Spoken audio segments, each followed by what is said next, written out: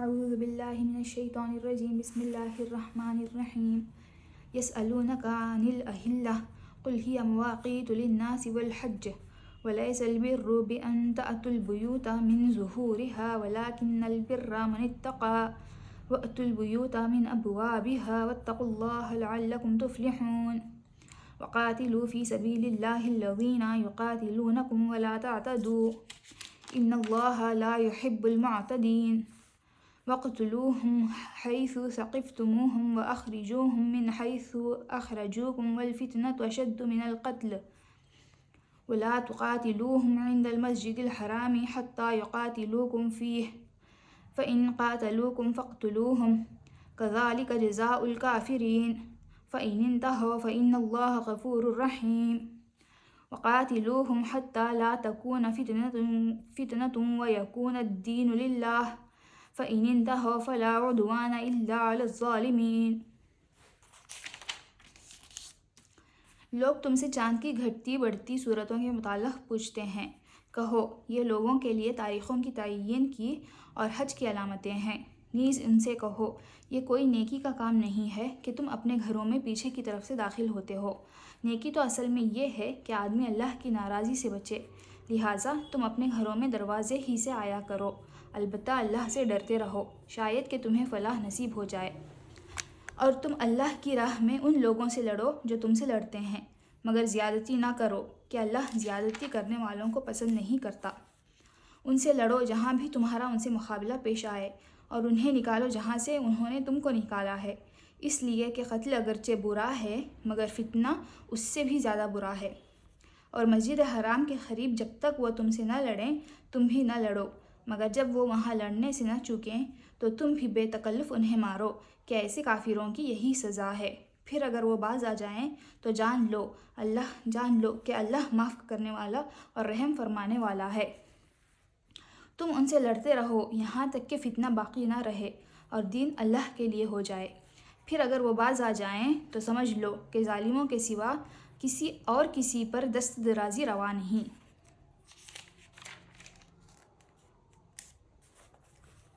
لوگ تم سے چاند کی گھٹتی بڑھتی صورتوں کے متعلق پوچھتے ہیں، کہو یہ لوگوں کے تاریخوں کی تعین کی اور حج کی علامتیں ہیں۔ چاند کا گھٹنا بڑھنا ایک ایسا منظر ہے جس نے ہر زمانے میں انسان کی توجہ کو اپنی طرف کھینچا ہے، اور اس کے متعلق طرح طرح کے اوہام اور تخیلات اور رسوم دنیا کی قوموں میں رائج رہے ہیں اور اب تک رائج ہیں۔ اہل عرب میں بھی اس قسم کے اوہام موجود تھے۔ چاند سے اچھے یا برے شگن لینا، بعض تاریخوں کو صاد اور بعض کو نحس سمجھنا، کسی تاریخ کو سفر کے لیے اور کسی کو ابتدائے کار کے لیے اور کسی کو شادی بیاہ کے لیے منحوس یا مسعود خیال کرنا، اور یہ سمجھنا کہ چاند کے طلوع و غروب اور اس کی کمی و بیشی اور اس کی حرکت اور اس کے گہن کا کوئی اثر انسانی قسمتوں پر پڑتا ہے، یہ سب باتیں دوسری جاہل قوموں کی طرح اہل عرب میں بھی پائی جاتی تھیں، اور اس سلسلے میں مختلف توہم پرستانہ رسمیں ان میں رائج تھیں۔ انہی چیزوں کی حقیقت نبی صلی اللہ علیہ وسلم سے دریافت کی گئی۔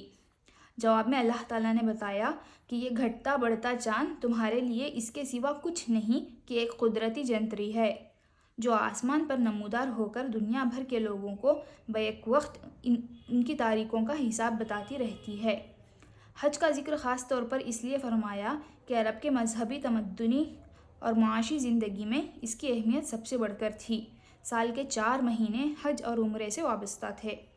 ان مہینوں میں لڑائیاں بند رہتیں، راستے محفوظ ہوتے اور امن کی وجہ سے کاروبار فروغ پاتے تھے۔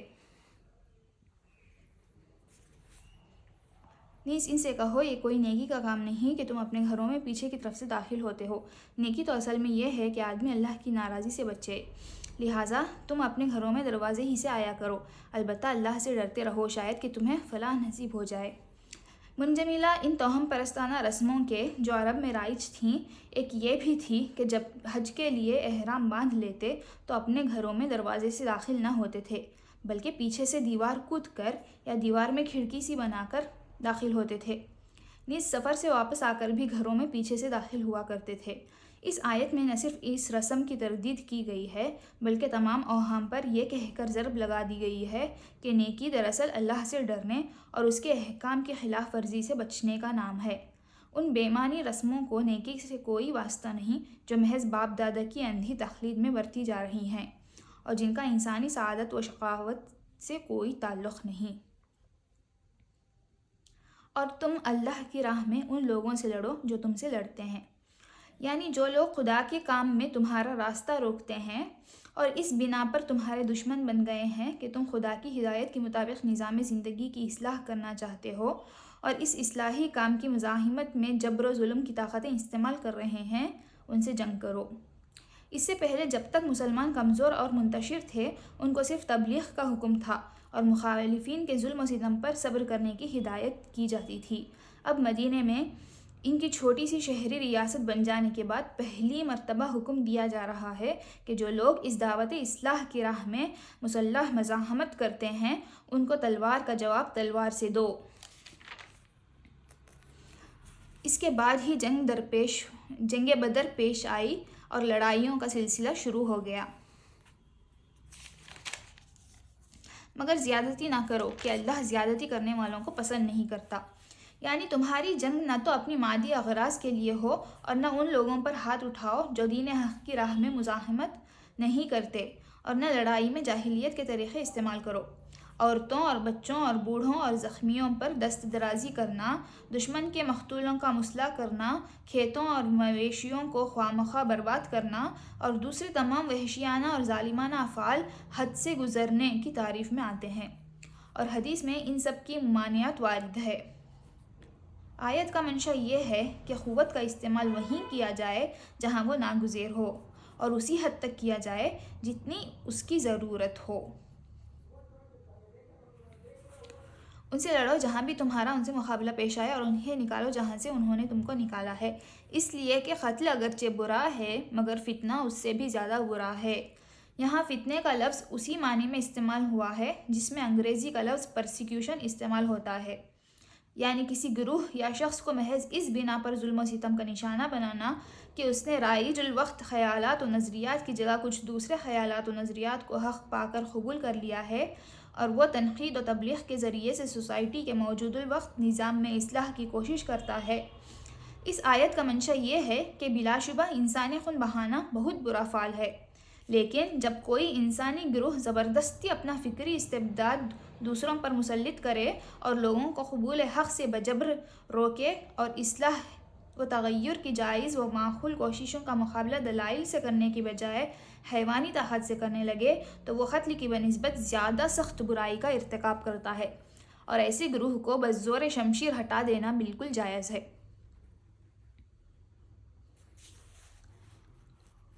اور پھر اگر وہ باز آ جائیں تو جان لو اللہ معاف کرنے والا اور رحم فرمانے والا ہے، یعنی تم جس خدا پر ایمان لائے ہو اس کی صفت یہ ہے کہ بدتر سے بدتر مجرم اور گناہگار کو بھی معاف کر دیتا ہے جبکہ وہ اپنی باغیانہ روش سے باز آ جائے۔ یہی صفت تم اپنے اندر بھی پیدا کرو۔ تمہاری لڑائی انتقام کی پیاس بجھانے کے لیے نہ ہو بلکہ خدا کے دین کا راستہ صاف کرنے کے لیے ہو۔ جب تک کوئی گروہ راہ خدا میں مزاحم رہے بس اسی وقت تک اس سے تمہاری لڑائی بھی رہے، اور جب وہ اپنا رویہ چھوڑ دے تو تمہارا ہاتھ بھی پھر اس پر نہ اٹھے۔ تم ان سے لڑتے رہو یہاں تک کہ فتنہ باقی نہ رہے اور دین اللہ کے لیے ہو جائے۔ یہاں فتنہ کا لفظ اوپر کے معنی سے ذرا مختلف معنی میں استعمال ہوا ہے۔ سیاق و سباق سے صاف ظاہر ہے کہ اس مقام پر فتنے سے مراد وہ حالت ہے جس میں دین اللہ کے بجائے کسی اور کے لیے ہو، اور لڑائی کا مقصد یہ ہے کہ یہ فتنہ ختم ہو جائے اور دین صرف اللہ کے لیے ہو۔ پھر جب ہم لفظ دین کی تحقیق کرتے ہیں تو معلوم ہوتا ہے کہ عربی زبان میں دین کے معنی اطاعت کے ہیں، اور اصطلاحاً اس سے مراد وہ نظام زندگی ہے جو کسی کو بالا تر مان کر اس کے احکام و قوانین کی پیروی میں اختیار کیا جائے۔ پس دین کی اس تشریح سے یہ بات خود واضح ہو جاتی ہے کہ سوسائٹی کی وہ حالت جس میں بندوں کی خدائی و فرما روائی قائم ہو اور جس میں اللہ کے قانون کے مطابق زندگی بسر کرنا ممکن نہ رہے، فتنے کی حالت ہے، اور اسلامی جنگ کا متمح نظریہ ہے کہ اس فتنے کی جگہ ایسی حالت قائم ہو جس میں بندے صرف قانون الہی کے مطیع بن کر رہیں۔ پھر اگر وہ باز آ جائیں تو سمجھ لو کہ ظالموں کے سوا اور کسی پر دست درازی روا نہیں۔ باز آ جانے سے مراد کافروں کا اپنے کفر و شرک سے باز آ جانا نہیں، بلکہ فتنہ سے باز آ جانا ہے۔ کافر، مشرک، دہریے، ہر ایک کو اختیار ہے کہ اپنا جو عقیدہ رکھتا ہے رکھے اور جس کی چاہے عبادت کرے یا کسی کی نہ کرے۔ اس گمراہی سے اس کو نکالنے کے لیے ہم اسے فہمائش اور نصیحت کریں گے، مگر اس سے لڑیں گے نہیں۔ لیکن اسے یہ حق ہرگز نہیں ہے کہ خدا کی زمین پر خدا کے قانون کے بجائے اپنے باطل قوانین جاری کرے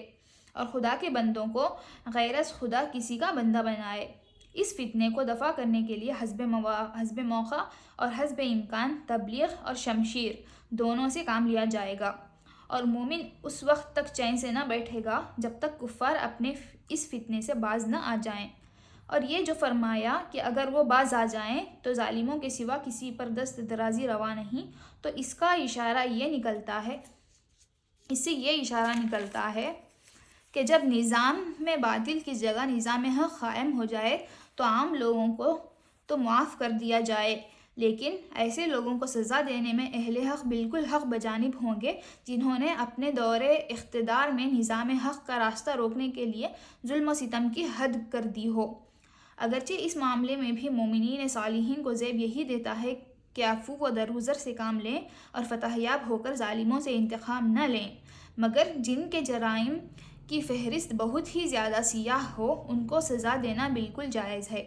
اور اس اجازت سے خود نبی صلی اللہ علیہ وسلم نے فائدہ اٹھایا ہے، جن سے بڑھ کر عفو و درگزر کسی کے شایان شان نہ تھا۔ چنانچہ جنگ بدر کے قیدیوں میں سے عقبہ بن ابی معیط اور نضر بن حارث کا قتل اور فتح مکہ کے بعد آپ کا 17 آدمیوں کو عفو عام سے مستنشع فرمانا اور پھر ان میں سے 4 کو سزائے موت دینا اسی اجازت پر مبنی تھا۔